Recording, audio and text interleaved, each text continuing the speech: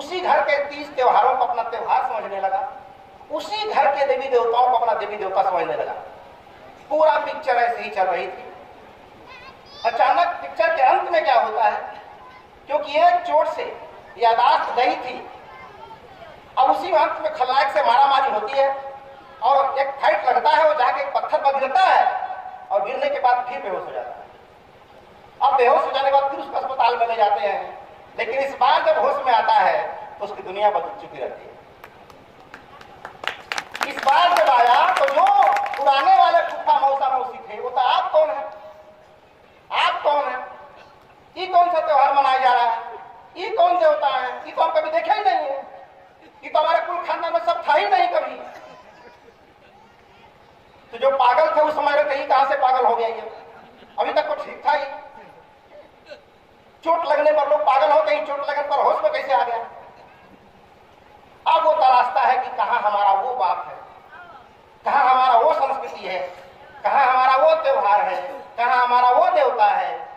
उसकी तलाश में लग जाता है,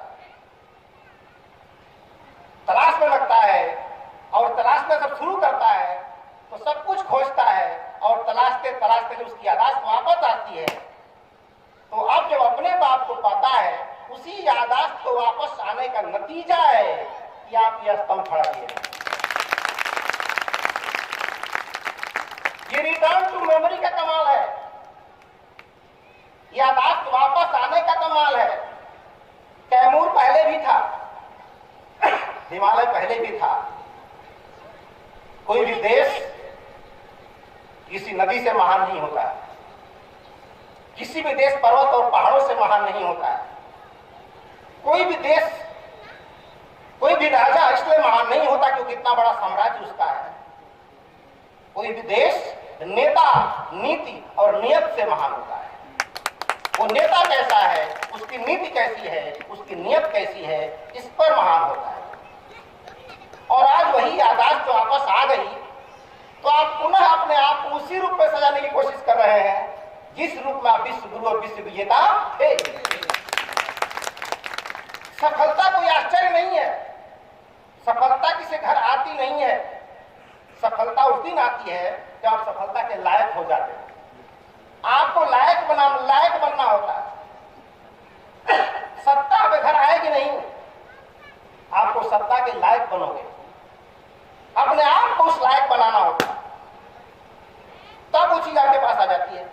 किसी घर में शादी पड़ती है तो शादी से पहले 10 दिन पहले क्या करते हैं, घर को रंगते हैं, पोतते हैं, चूना डिजाइन जो जितनी हैसियत है, अपनी हैसियत हिसाब से घर को सजाता है। क्यों सजाता है?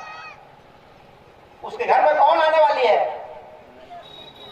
कौन आने वाली है, दुल्हन आने वाली है।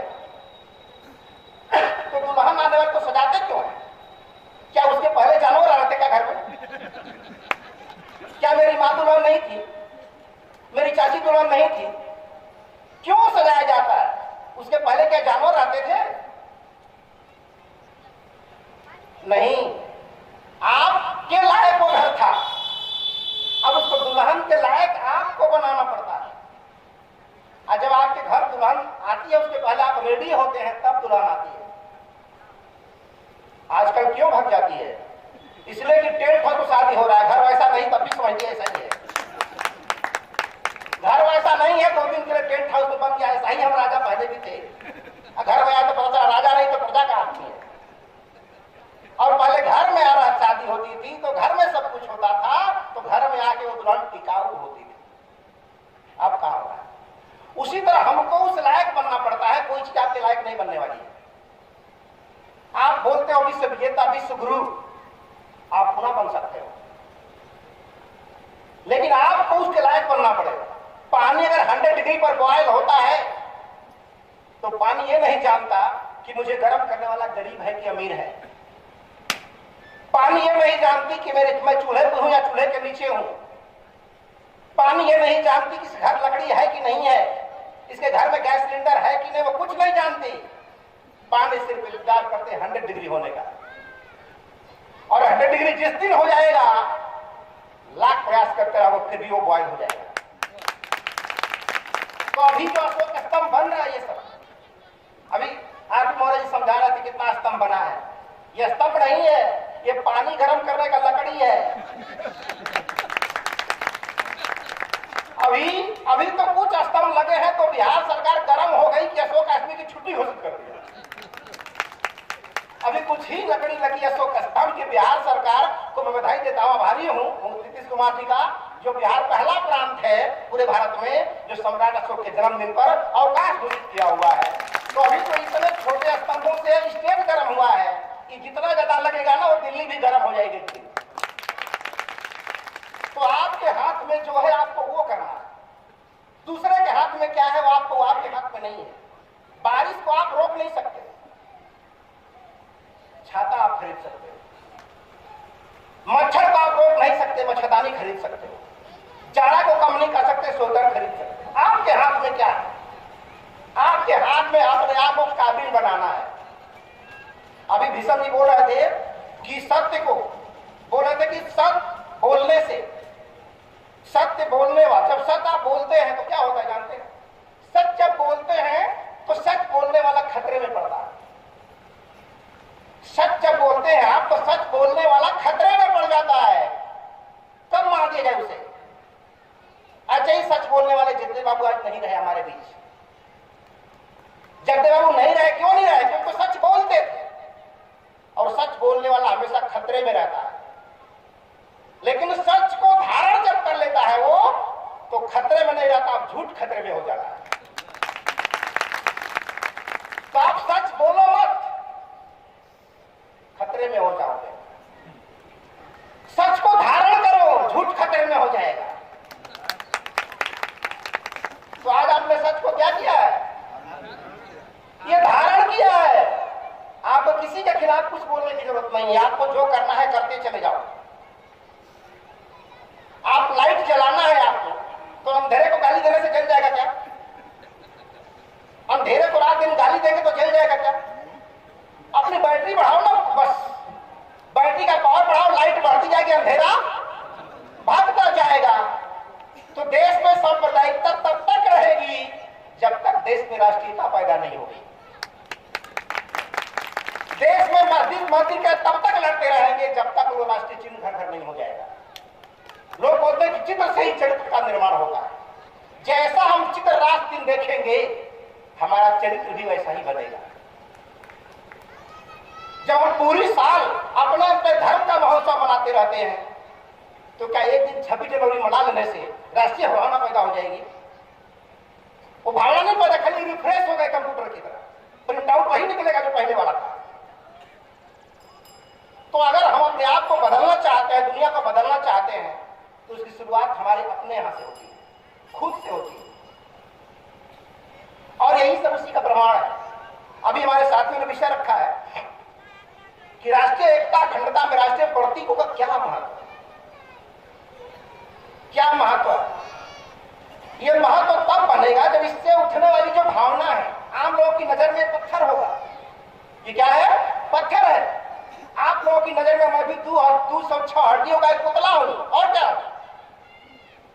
206 हड्डियां सबके पास है, 206 मेरे भी है। लेकिन उसी 206 से कोई सो गया, उसी 206 से कोई यहां बैठा है, और उसी 206 से कोई यहां बैठा है। क्या है उसमें ऐसा कुछ? क्या खास है ऐसा? तो तार से बिजली नहीं जलती है, तार में करंट कितना पावर का है, बिजली उससे जलती है। उसमें कितना पावर का करंट है, बिजली उससे जलेगी। और जितना पावर आपके पास रहेगा, आप उजाला भी उतना ही कैटेगरी का फैलाएंगे, उतना ही पावरफुल फैलाएंगे। तो आज जो राष्ट्रीय प्रतीक चिन्ह जो बना हमारा, इसकी क्या जरूरत पड़ रही? क्यों हमारे साथियों ने सोचा कि इसकी यहां बनना चाहिए? क्योंकि 1 करोड़ लगा के अगर कोई मंदिर बनाता है और बारिश शुरू हो गई तो कोई मुसलमान बचने के लिए उस पर नहीं जा सकता, क्योंकि धर्म भ्रष्ट हो जाएगा, चला जाएगा। और 1 करोड़ की मस्जिद अगर बन गई, अब बारिश हो रही है तो कोई हिंदू भाग के उस पर नहीं घुस सकता, उसका धर्म भ्रष्ट हो जाएगा। लेकिन ये जो राष्ट्रीय चिन्ह बना है, इसका शेड अगर बनेगा जिस दिन, उस दिन बारिश होगी तो हिंदू और मुसलमान दोनों बड़े ताव से हरा के सह सकते हैं, कोई सकते नहीं। तो राष्ट्रीय चिन्ह जब गांव गांव बनेंगे, घर घर बनेंगे, तो हमारा राष्ट्रीय चरित्र पैदा भारतीय चरित्र कैसा होगा, भारतीय भावना कैसी होगी। तो जहां हर जाति संप्रदाय के लोग, जो हमारी बहन बता रही थी अभी, कि जहां सारे लोग एक साथ रह सके, बच सके, बोल सके, वो संदेश ये राष्ट्रीय चिन्ह देता है हमारा, ये चिन्ह देता है। इसलिए नहीं, इसलिए राष्ट्रीय चिन्ह है। नहीं तो भारत जब आजाद हुआ तो बहुत सारे राष्ट्रीय चिन्ह थे हमारे देश में। अशोक चक्र ही क्यों है राष्ट्रीय ध्वज में? हमारे देश में और भी चक्र थे जो उंगली से निकलने पर उंगली काट देते थे, तुरंत उंगली काट देता था। एक बार निकला तो हत्या कर दे किसी का। वो चक्र क्यों नहीं राष्ट्रीय ध्वज में आ गया? अशोक चक्र में क्या ऐसी खासियत थी जो राष्ट्रीय ध्वज में आ गई? बहुत सारे प्रतीक चिन्ह हमारे देश में थे। आपका जो नोट छपता है, उस नोट के ऊपर अशोक स्तंभ का शीर्ष हिस्सा क्यों आया? और भी बहुत सारे प्रतीक चिन्ह थे, उसका हिस्सा आ गया होता। क्या ऐसी खासियत? और सबसे खासियत ये थी कि सम्राट अशोक ने ये सिंह शीर्ष ही अपना राज का प्रतीक चिन्ह क्यों बनाया? हमारे देश का राष्ट्रीय पशु क्या है? बाघ है। इसमें शेर है, लेकिन राष्ट्रीय पशु बाघ है। तो बाघ और शेर में डिफरेंस है। ये शेर है, ये सिंह है, इसको सिंह शीर्ष बोलते हैं, इसको बाघ शीर्ष नहीं बोल सकते। तो ये राष्ट्रीय चिन्ह जो हमारा है सिंह है, लेकिन राष्ट्रीय पशु जो हमारा है वो बाघ है। तो बाघ में और शेर में क्या डिफरेंस है? इसके पीछे शोध हुआ होगा, नहीं तो आज राष्ट्रीय पशु बनाने के लिए दूसरे जानवर की बात हो रही है इस समय दिल्ली में।